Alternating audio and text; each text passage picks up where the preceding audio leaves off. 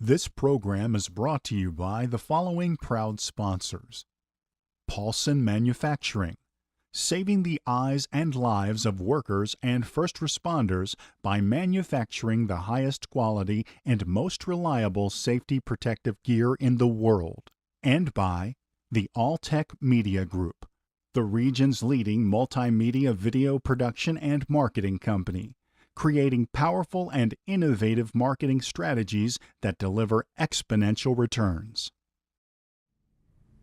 If your manufacturing business is ISO 9001 compliant and/or certified, and we call it ISO 9001 compliant and/or certified, then you likely know that this year some important changes to the ISO 9001 requirements are slated to take effect. But exactly what are those changes? Why do they matter? And how will they affect your business? Well, Manuel Marco, a recognized expert with one of the world's most prominent ISO certification firms, can shed some much needed light on the changes to help you understand what they mean to your business. And he's our guest today on this edition of Manufacturer's Corner.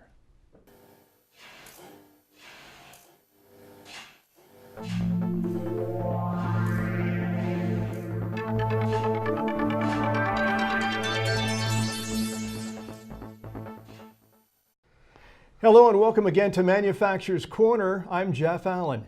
My guest is Manuel Marco, Western District Manager of DNVGL Business Assurance in North America.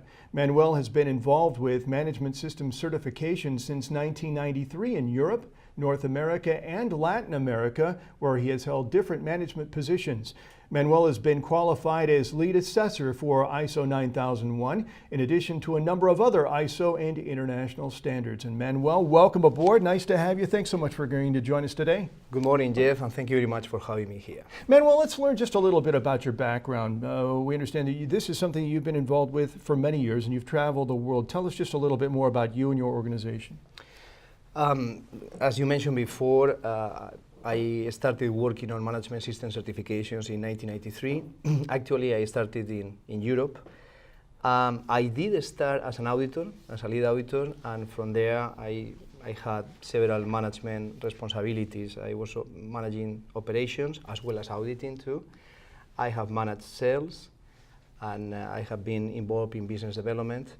So as this standard started in Europe, it was at the beginning, I thought it was a good idea. It was a good idea. I was interested on seeing organizations improve. That was my interest. And I thought ISO 9000 and these management system standards were perfect to help my company and other companies improve. That's how I got involved. And your company, I mean, it's got quite a large footprint and quite a reputation. Yes, currently, yes, thank you for asking that. Mm-hmm. Yeah, currently I'm working for DNVGL. DNVGL is the result of the merge end of 2013 of two worldwide recognized organizations, DNV and GL. Last year, in 2014, was the 150th anniversary of the Tnosque Veritas of DNV. So 150 years managing risk. And so if you allow me to introduce a little bit, our organization. Sure. We are a global classification, certification, technical assurance, and also advisory company.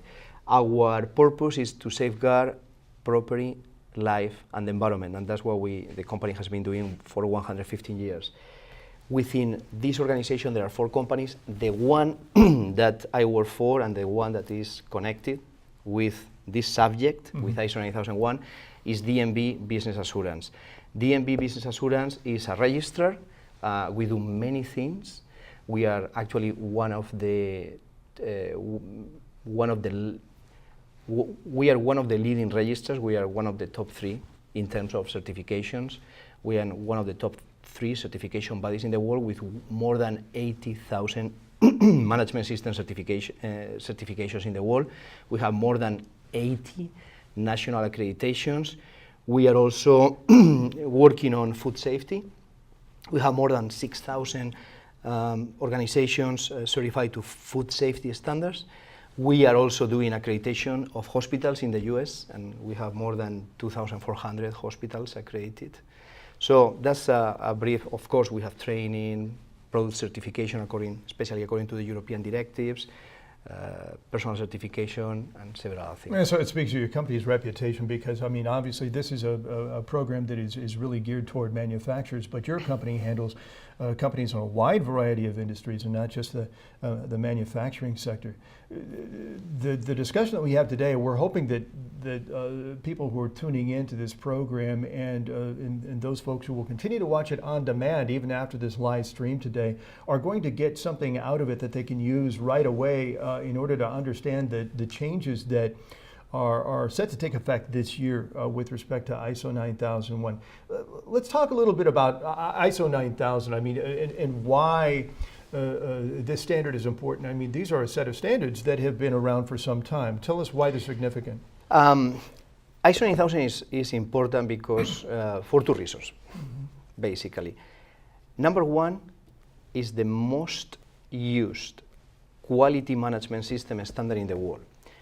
Currently, according to the latest ISO survey, which is the 2013 ISO survey, there are more than 1,129,000 certified organizations, any type of organizations, to ISO 9001. So more than 1 million, close to 1 million. That's worldwide. 135,000, correct. Okay.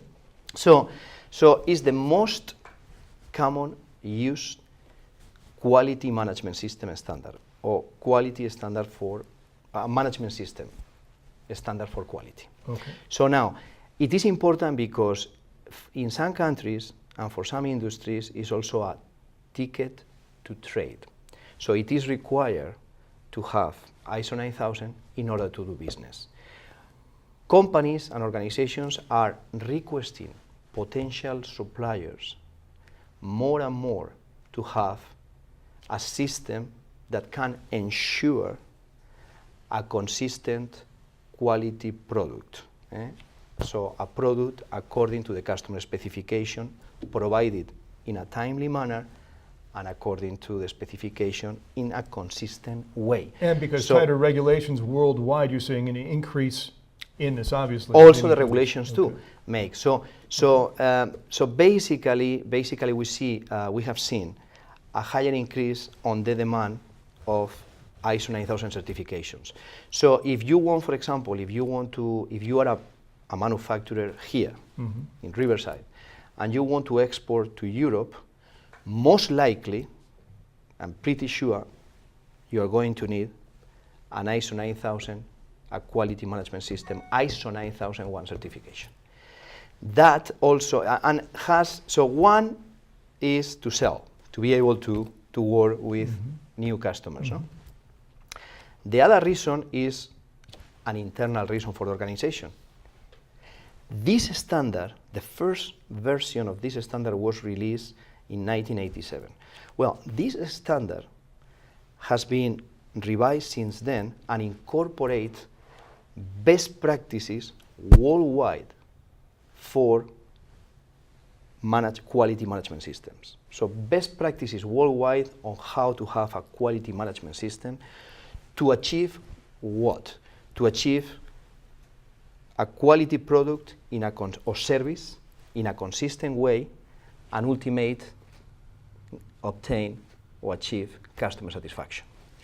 So one reason is to be able to get new customers or to be able to do business with some countries, some industries, some customers. The other reason is an internal reason, is to improve the way, to continuously improve the way you operate. Because it's cheaper and it's faster to do things right first time. Interesting point. And another thing is that this is important to the consumer. And we're not talking about necessarily end consumers or end users, but where those companies involved in business-to-business operations, where they're selling to other businesses, their clients are going to be particularly interested in the fact that the companies that they do business with, the companies that manufacture the product that they sell or the products that distribute it, are following these directives or are meeting the standards in ISO 9000. And we want to talk about the changes coming in 9001. Why are these standards being revised in the first place? That's a very good question. This is actually a requirement of ISO itself. So ISO established that for all their management systems standards, these standards have to be revised ideally every 5 years. It has never happened in 5 years, as you will see. So, and what is the intention for that? Well, basically is to ensure that the standard is still relevant. Mm-hmm. And we all know that things are changing, and actually things are changing at a higher speed. Right. And we need to, when the standard, for example, this is only an example, when the standard was released the first time in 1987, everybody had the documentation, I mean, procedures, work instructions, visual aids, I mean, in hard copy, mm-hmm. right? Now we see more and more documented information on electronic format. So this is an example. So the standard has to be revised to ensure that this is still relevant and to incorporate consumer users, practitioners' needs, industry needs, new changes in the industry. So that's the reason why it's revised. Just for your information, since you asked me about the revisions, the standard after the release in 1987, the standard was revised in 94. There were a major revision in 2000, where the original 20 clauses were reduced to just 8. There were another revision in 2008, mainly for clarification purposes, and then we have another one in 2015, this year, which is going to be probably the most significant change since the standard was released first. Well, let's talk about then the objectives of these changes. I mean, the real reasons and what is hoped that would be accomplished by integrating these changes. For example, let me put you an example. Something that some industries have already identified as a need, like the aerospace industry or the medical device industry, is, just an example, is the risk-based approach. Okay. Risk-based approach.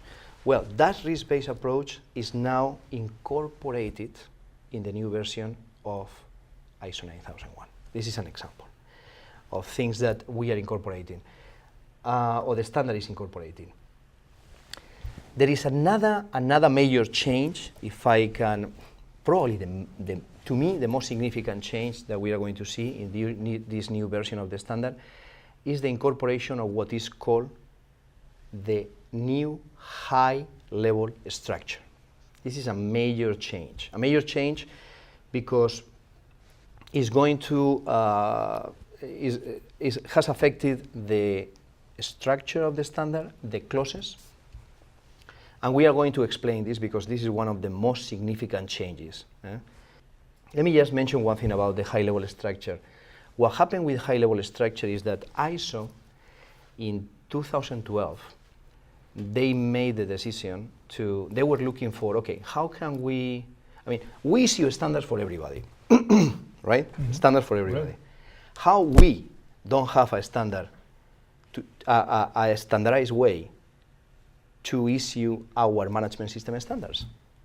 How can we be more effective when we review or when we revise or issue a new standard, a new management system standard? So this is ISO looking at itself internally. But also, the second main goal was brought by the users, by the practitioners. Hey, we are seeing right now in the industry more and more companies having more than one management system. ISO 9000 for quality, or one of the industry-specific management systems based on ISO 9000, like for example, very relevant here in Southern California, AS 9100, the quality management system standard for the aerospace industry, or ISO 13485, also relevant in Southern California, the ISO standard for medical devices, 13485. Okay. Those are two examples, industry-specific standards that they have. They incorporate all the requirements of ISO 9000, and on top of that, add the industry-specific requirements, aerospace, or medical devices. No? Or it could be telecommunications, TL 9000, or it could be... whatever industry. Right. Exactly. Okay. So, from the users, from the practitioners, and from the industries, there were a need to try to align different management system standards. So we are seeing now more and more companies having not just quality, having also a management system standard for environmental, which is the ISO 14001 standard, environmental management system. We are also seeing more and more companies using occupational, another standard management system standard for occupational health and safety, OSHA 18000. So in order to help them implement new standards and integrate those standards, ISO thought, okay, why we don't use the same high-level structure, the same framework, right, the same main clauses, and also between the standards, we can use, because they have that in common, we can use some same requirements and some common terminology. And that is what ISO defined in this Annex SL in 2012.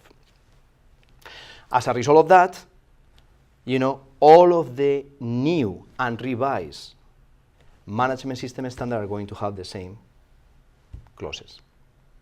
And it makes it simple for everybody. Everybody has, essentially the same rules to play by and the same objectives to shoot for. So it would seem to me that would be I think, really important. I think and key to understanding some of the new changes as well. Go ahead. Can I add one more thing here? Yes. Also, the new perspective. The new perspective is for ISO. The new perspective is to ensure that quality management is seen as much more than a certification. Okay. So is that ISO 9000 really helps organizations to achieve their long-term success. Achieve a long-term success. So that's a new perspective. It's not just to achieve the certification.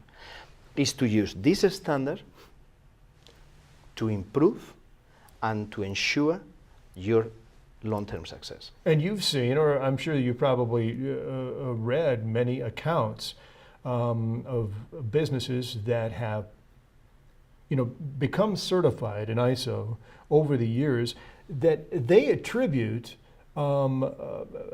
maybe their increase in sales or much of the success to becoming ISO certified. Is that correct? Absolutely, absolutely. To be honest with you, and this is a really good question actually, to be honest with you, on my experience, okay, which is going for 22 years, I have seen two types of companies, the honest truth. The ones that just go for the certificate. Because it looks nice. To be able to sell. Right, exactly. Right? Just go for the certificate. And the ones that really do it, they really do it for the right reasons, which is to improve. So it's to set up a system that is going to retain the knowledge that that company has, the expertise, by documenting their processes, in procedures, right, work instructions, visual aids, and continuously improving through the tools that the standard has, corrective actions and internal audits, management reviews, the need to handle customer complaints, objectives, metrics, management review, all of that. Really? So they really use the standard to improve, to retain the knowledge that they have, and over that baseline, continuously improve. So they talk the talk and they walk the walk, as we like to say, and they're able to take and prove that. If you have curiosity, in the ISO website, there are some cases of companies, even with financial information, on how much they have improved, and there is a dollar amount attached, how much they have improved with the implementation of an ISO 9000. And they can find that on ISO.org, yes, correct? In the website, ISO website, yeah. Let's go ahead. I think this is probably a good time because we want to make this as much of a workshop as possible and for our viewers to get as much out of it as we possibly can. Let's start talking about some of the major changes. And you talked about the most significant change being to the high-level structure. So let's see if we can probably start there and just kind of maybe go step by step, Mark. And I know that folks can see the PowerPoint slides as we kind of go through them one by one. And we'll try to get through as much of this information as we can in the time that we have left. But let's go ahead and let's start with that, the high-level structure. Basically, what we are going to see in this new high-level structure is 10 clauses, which are scope, normative references, terms and definitions. Those 3 clauses are exactly the same as the current version of the standard, ISO 9001-2008. From that point, from clause 4 through clause 10, is where we are going to see changes. Number 4 is the context of the organization. What is the context of the organization? It's the business environment.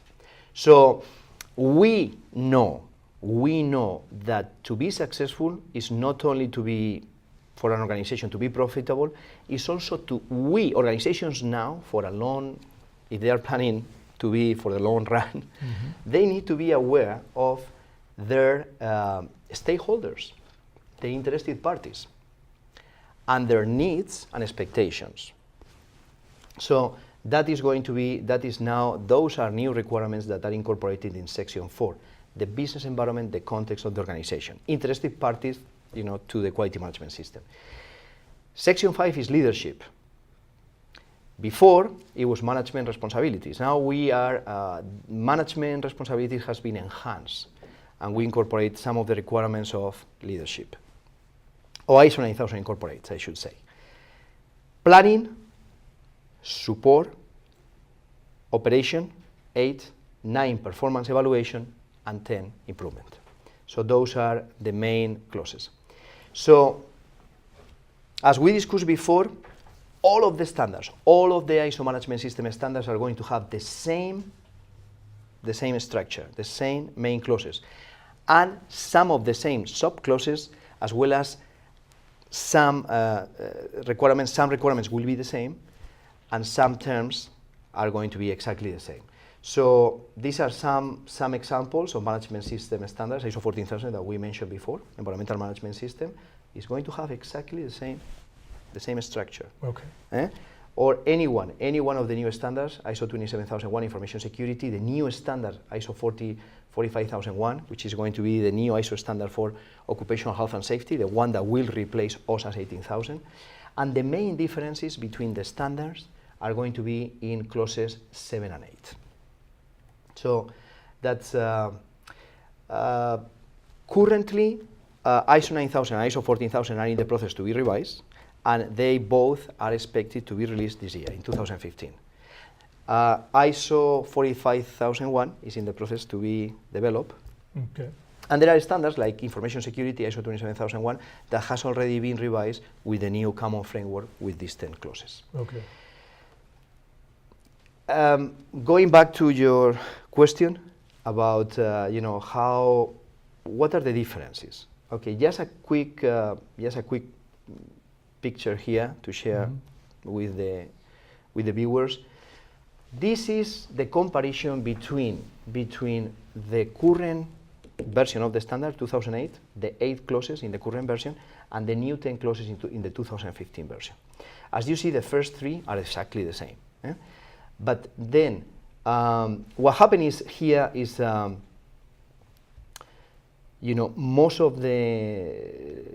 almost all of the requirements of ISO 9001-2008 remain, but many of them has been reshuffled in the new clauses. So section 4, the old quality management system, now on section 4 we have context of the organization. As we discussed before, management responsibility now, it has been enhanced and is leadership. But it's also, we have also on section C, planning for quality management system. And this is really important because the new version of the standard, what it's doing is try to align. It's trying to, we need, now organizations have to align their quality goals with the strategy of the organization. And also contemplate how to achieve those quality goals with the necessary planning and resources to achieve those goals. Okay. So everything is going to be connected. It's not just having 3 quality objectives to show to the auditor when the auditor comes to audit us.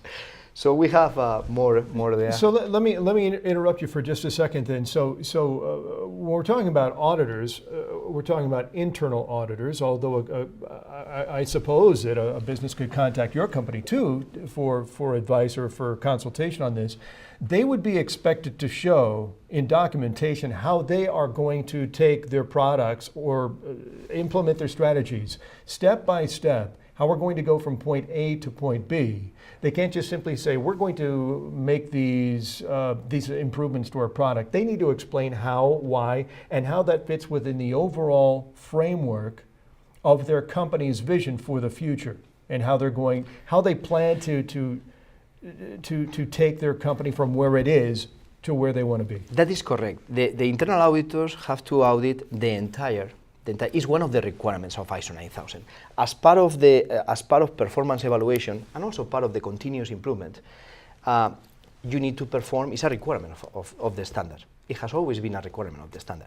So you need to perform internal audits. So your internal auditors have to audit, assess each one of your requirements, including the quality policy, the quality goals, the planning, as you said, to achieve those goals, right? Right. Mm-hmm. So they have to internally audit everything to ensure that they comply with the standard, with the quality, with the requirements of the standard. Now, just a quick comment here. The difference, so while internal auditors, whether you perform the audits with your own people, your own employees, okay, or you hire somebody else to perform your internal audits, you need to perform internal audits. Now, if you want to demonstrate that you have an ISO 9000 quality management system, then what you need to do is to hire an external party, a third-party independent certification body that is accredited, okay, to audit your quality management system, your organization, but your quality management system, and if it's in compliance, issue a certificate that is worldwide recognized, no? Or that is recognized. And there is where we, the third-party certification bodies, come into the picture. How often do you recommend a company to conduct its own internal audits? It depends entirely up to them. Okay. It depends up to them. What happens many times is that companies plan the audits normally according to this fiscal process. Many companies, establish internal audits, a complete internal audit annually, but it's totally up to them. Okay. However, if I can add one thing that is very important is the standard itself requires that you plan your internal audits according to the importance of the area or processes that you're going to audit. In other words, if your control of documents and records in the current standard, if the way you control your documents is perfectly under control, you don't need to audit that process and requirements with the same frequency as you need to audit, for example, incoming inspection or shipping, if we are having issues in shipping, right? Mm-hmm. So you want to put more resources, more effort in the processes, auditing the processes and areas where you have issues. And the standard, if you have implemented the standard, you are going to have metrics, you are going to have information, on how you are performing on those areas. in addition to the returns from customers, in addition to the customer complaints that you need to use to know how the system is working. And so it probably goes without saying, and fair to say that many of the companies that are watching today would probably undertake internal audits probably shortly after some of after these changes are either made public, published later this year in September, or perhaps even before then, in order to make sure that they're on the right track. Let's go ahead and continue. I didn't mean to cut you off, but I just wanted to make absolutely clear about the internal auditing process. At the end, and we need to be sure that we discuss this, I would like to discuss with you, what are the next steps until the standard is finally published, there you go. The international standard, and also a couple tips for the organizations. I think that will be very useful. What to do to prepare for those changes, and for the ones that are already certified to ISO 9000, how much time are they going to have? So we need to. Very good. Let's make sure we set aside plenty of time to do that then. So regarding the main changes, risk and opportunities. Now on section 4, if you recall, let me go back 1 second here. On the new section 4, clause 4, context of the organization, the company or the organization has to identify the interested parties as well as identify risk and opportunities. So this is a concept, this is a new concept. The risk-based thinking has incorporated. I mean, to be honest with you, ISO 9000 has always incorporated the idea of risk management. For example, in all the previous versions of the standards, including the current one now, the 2008, there were requirements such as preventive actions. What is preventive action if not risk management? I mean, preventive action, the whole concept there is using the data, the metrics that you have, especially the leading indicators, those indicators that are going to show you the trends, is to take actions before having an issue, before having a non-conformity, before having a problem. That's risk management, right? But now it's even more clear. So somehow this risk-based thinking is more clear in the new version of the standard. We have already discussed understanding the context of the organization, the business environment, and the stakeholders, the interested parties, and what are their goals and expectations. We will address that. I want to explain that a little bit more, a little bit later. Also, we have already discussed top management. Well, one of the changes that the current practitioners, the users of ISO 9000 are going to see is that there is no more a requirement for management rep. So management responsibilities have been enhanced, but makes very clear that top management, whoever is on the top of the organization, top management is responsible for the effectiveness of the quality management system. And from my own personal experience, I can tell you that those companies, those organizations where the leader, the top management is not involved and is not leading it, have a harder time to implement an ISO 9001 and a much harder time to have an effective ISO 9001. Well, it's because you need to get a buy-in from your staff, and in staff, they're going to follow leadership. Exactly, so, right? Exactly. Okay. So if the leader doesn't show interest or doesn't show... Then it's not important, right? Exactly. Okay. In terms of the objectives, I think somehow we have discussed this, Jeff, I believe, no? That the objectives are very important now, are going to be connected to the quality policy and the strategy of the organization, but they're also going to be now monitored, and as we discussed before, it is important to plan to achieve those objectives. It's not just to set up some objectives because the standard requires objectives. No, those objectives have to be aligned with the strategy of the organization, and also we need to plan how are we going to achieve those objectives. It needs to be followed through. Yeah. So, and of course they have to be monitored, no? Effective resource management is more here is the changes that we are going to see is basically to ensure availability of resources is with more emphasis. Systematic control of changes for both product and services. And this is one of, terminology-wise, this is one of the changes that everybody's going to see. The standard was, one of the critiques of ISO 9000 is that was from the beginning was a standard designed for manufacturing or thought, for manufacturing organizations.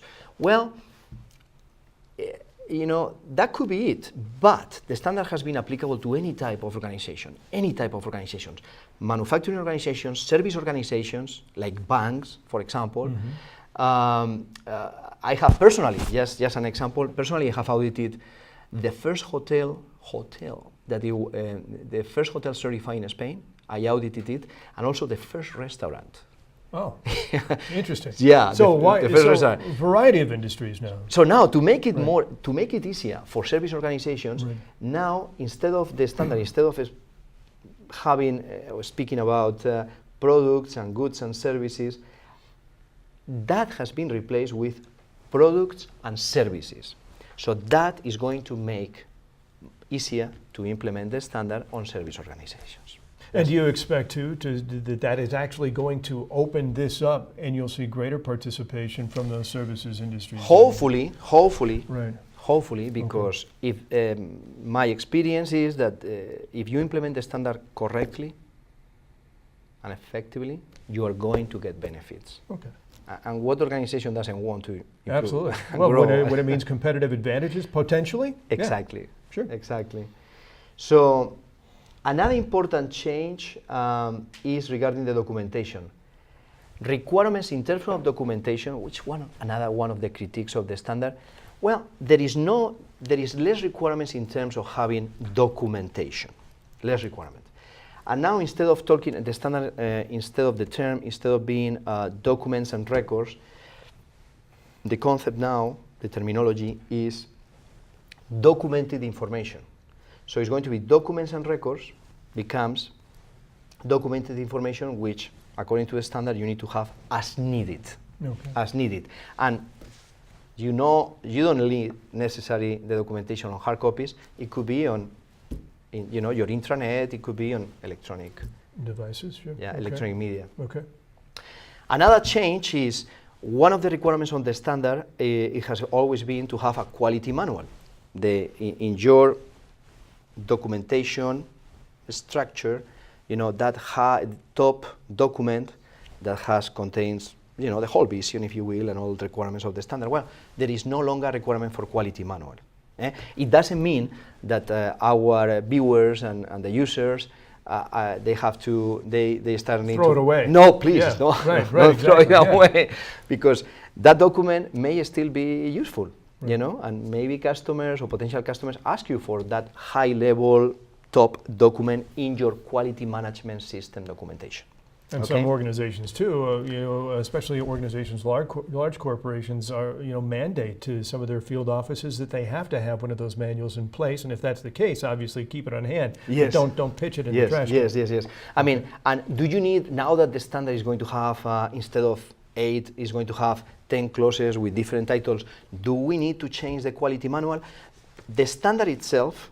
By the way, this is the current version of the new revision of the standard, is the DIS, Draft of International Standard. On Appendix A, by the way, I encourage everybody, please get the standard, read it, and especially go to Appendix A. In Appendix A, says very clear that it is not required to change your documentation to fit this new structure. But, if it's going to depend on each organization. It is not going to be required. Can they get the DIS by going to the ISO website? Yes, you can, but also you can buy, for example, in the ASQ, American Society for Quality website, here in the US. Okay. So this is there is no longer requirement for quality manual, but again, if you see it helps you, keep it. I mean, have it. And some organizations, they don't call it quality manual, because they integrate more than quality, environmental, occupational health and safety. Yeah, good point. So, preventive action. Preventive action is another one of the changes. It has been removed. it doesn't, so the requirement, it has been removed from the new version of the standard. It doesn't mean that the standard itself doesn't incorporate the preventive action concept that we discussed before. Actually, in my opinion, that concept has been enhanced with all the identifying the business environment, the stakeholders, the needs and expectation, and all the risk-based approach that we have. What is preventive action if not risk management? Now risk management is more specific, more explicit, more clear, right? Okay. So the concept is there, but there is no need. And I'm glad about that change, because you cannot believe yet in how many audits we have had to explain the difference between corrective action, an action to eliminate the root cause of a problem that has already had, versus preventive action, an action to eliminate the root cause of a potential problem, an issue, a non-conformity, a problem that has not happened yet. Okay.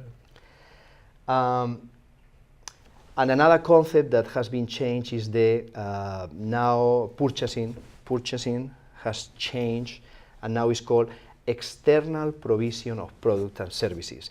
And it doesn't differentiate if you buy a part, a component, a raw material, or you are outsourcing part of your process. Okay. Plating, for example. So that is, in the high-level structure, if you agree with this, I would like to highlight a few things as quick as possible. Absolutely. The intent with this new high-level structure, we discussed the two top objectives, but it's also to set up the core requirements for the next 10 plus years. Also, to focus on effective process management, to produce the desired product, the desired outcomes, no?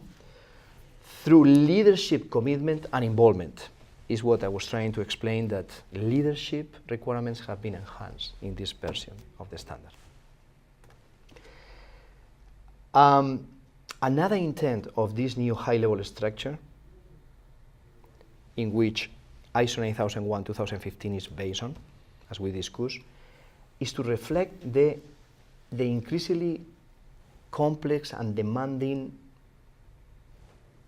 and dynamic environments that we are seeing. The point is, we are seeing changes, more and more changes, and in my opinion, I would like to know your opinion, Jeff, faster and faster. So changes There's no question about it. becoming faster and faster. Absolutely. So we need to have a quality management system standard that is going to allow us, the organizations, to adopt, to adjust to those faster and demanding changes that we have. I think so, and a lot of those changes obviously have come about with the developing economies in China and India and Brazil and all of those. It's just, it's phenomenal. I'm glad that you mentioned that, because you know, while our organization, our company could be, and our products could be very, very successful right now, a problem, as we have already, all of us, we have already seen in the news, a problem with one of our suppliers in China for labor conditions or child labor can impact the reputation of our company, and and now with social media, you know, can force or can word is getting out. Exactly, and users may don't want to buy this fantastic product that we have. So can really impact us. Another example about labor conditions is in the fashion industry, for example. You know, if we are outsourcing our, help me with the word in English, garments, right? That's right. And there is a big issue that happened a couple of years ago. Okay. Yeah. You know, if those garments are produced in unsafe conditions, that can also damage our reputation. So the point is that the standard incorporates in section 4, for example, with this identifying the context of the organizations and the stakeholders, and perform their risk analysis. incorporates the tools for us to prevent these other things to impact in our organization and in our quality management system. Good. And also, the changes in this high-level structure facilitate the sustainable business development, because as we have discussed, it's not only to be profitable, it's not important only to be profitable, it's also we need to do it in a way that we have the less impact possible, or we don't impact the environment, and also the labor conditions and There's a strong social responsibility. exactly. Right. Okay. All the social responsibility aspects are contemplated.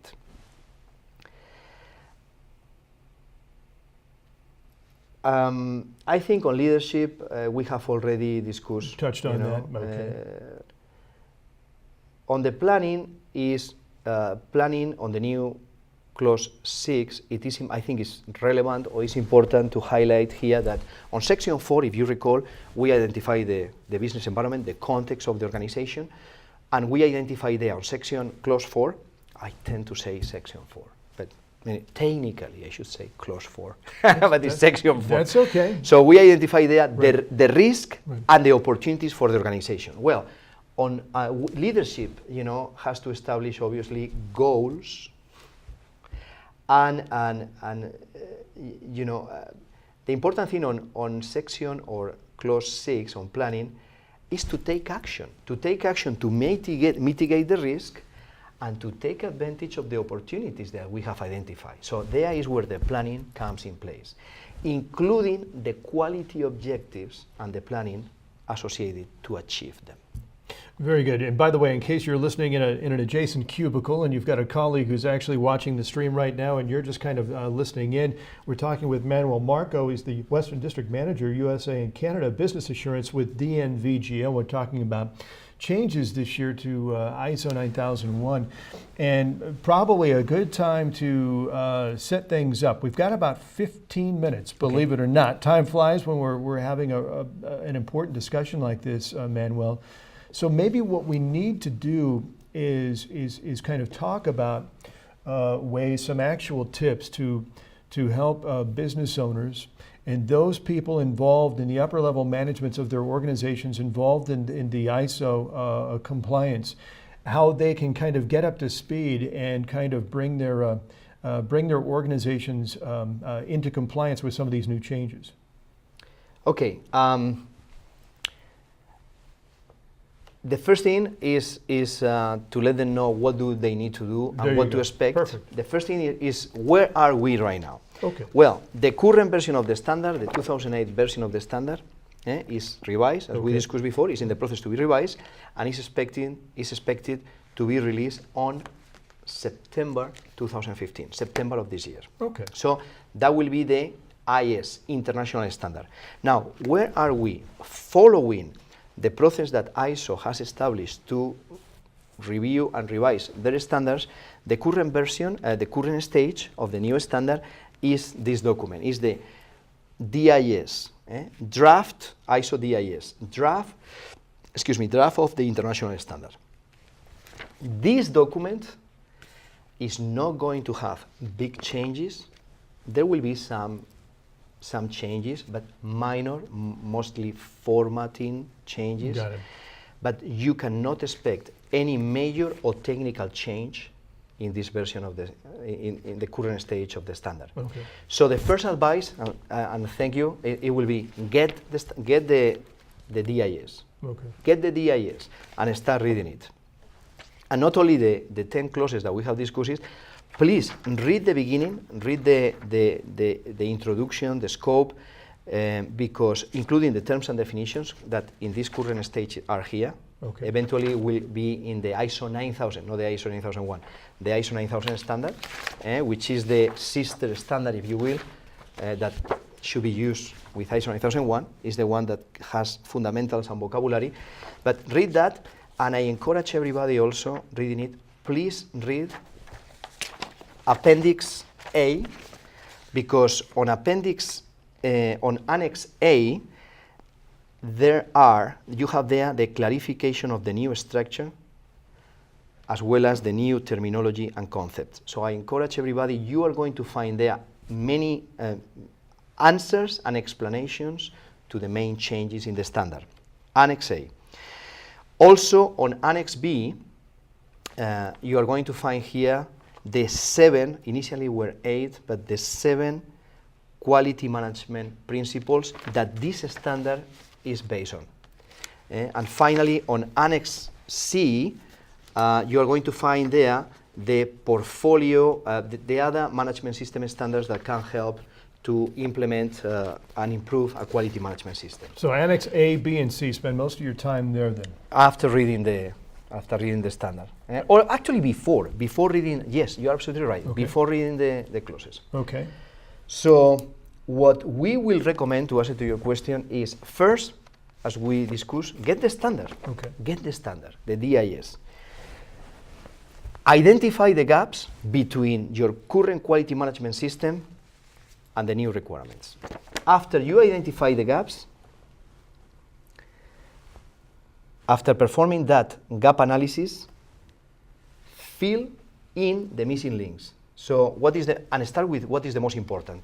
So have like a checklist to identify what do we need to do, what are the missing, where are the gaps? And let's go to start with the one that is more important. Okay. So you need to have a plan there. Obviously, we have already discussed the importance of leadership. Right. So top management should Starts show with the top down, you bet, in order to get everybody on board and make during those this changes. process, Mm-hmm. and who should be involved, etc. But showing the management commitment here. When you have already filled out those gaps, then perform an internal audit. Okay, we believe now we have our quality management system in accordance to the new standard, the new revision of the standard. Then let's go to perform an internal audit. Let's go to see if we really comply with the new requirements. Okay. Okay? And identify, as a result of that, the areas for improvement based on the gaps that we identify now in our internal audits. So, and establish, the actions necessary to fill the gaps again. The non-conformities. One thing that the companies may want to consider is to get, to get help. Right. How are we going to do this? No? Maybe. So what they are going to see now is with the new standard, like happened before with the new revisions, I mean, everybody is going to be offering help. I will say, use first the resources that you have. I mean, and now with internet, we have so many resources. Of course. Right. So the ISO website itself is a very good place to go. Because there are videos, there are documents to help in the transition, and also contact, if you are already a certified company, contact your registrar. To our customers, I will encourage them to contact us. If you need some more training, there will be training. We already have a transition course, a transition strategy course for ISO 9001 2015, and the next one that we have in Southern California is going to be in April 2015 in Long Beach. I mean, basically, check ISO. Another good source of information is going to be ASQ. Okay. ASQ. Your current registrar, if you are certified, the training available, and if you still have questions, I mean, there you go. I'll be super happy to. And Manuel has his contact information there, and with DNVGL. And again, though, first place to start, ISO.org, and they should be able to get a number of their questions answered, or be able to at least certainly find a significant amount of research materials there to kind of help them get up to speed. And then you can contact Manuel and his company if you need to talk to a third party in order to kind of assist you, whether it be in your own internal auditing process or for any kind of consulting needs whatsoever. Manuel, I want to thank you so much for taking the time. It's been a pleasure speaking with you, and we hope that we can have you on again soon. Thanks again. Thank you very much for having me. You bet.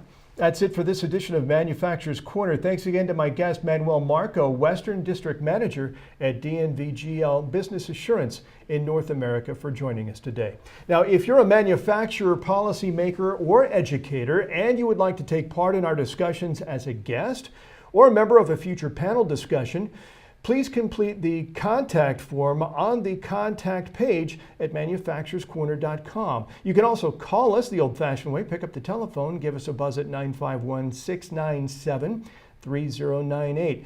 And Manufacturers Corner is also now welcoming advertisers, so if you'd like what we do here on the program and you'd like to sponsor our shows, we'd be happy to talk with you, of course, and you can once again go to manufacturerscorner.com. You can fill out that form, or once again call our office at 951-697-3098. We'll get back to you with the information that you need, and of course we'd be happy to add you to our email list as well, so that we can update you about future programs and events.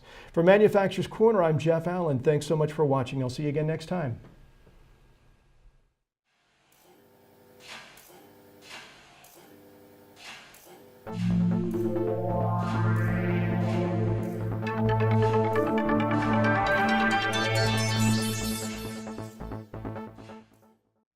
This program was brought to you by the following proud sponsors: Paulson Manufacturing, saving the eyes and lives of workers and first responders by manufacturing the highest quality and most reliable safety protective gear in the world.